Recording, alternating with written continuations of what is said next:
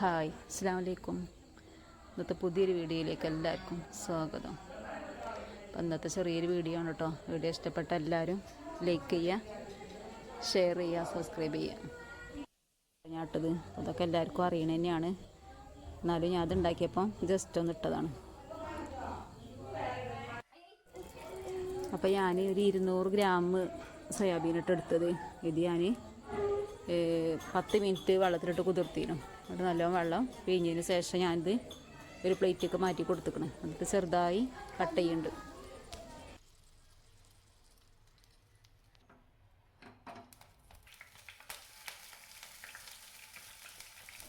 ഒരു കേനി അതിന് അടുപ്പത്ത് വെച്ചിരുന്നു കേട്ടോ.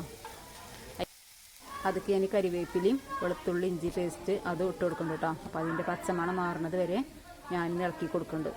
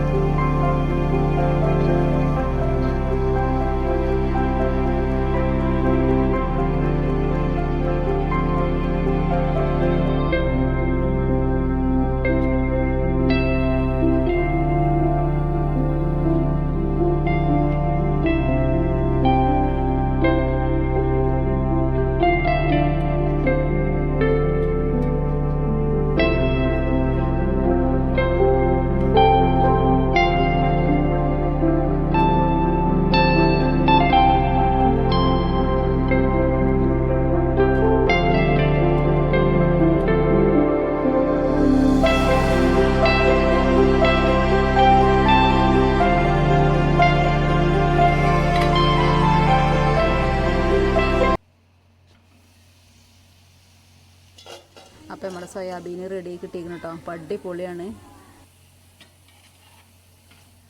അപ്പോൾ എല്ലാവരും ഒന്ന് ട്രൈ ചെയ്ത് നോക്കണം കേട്ടോ.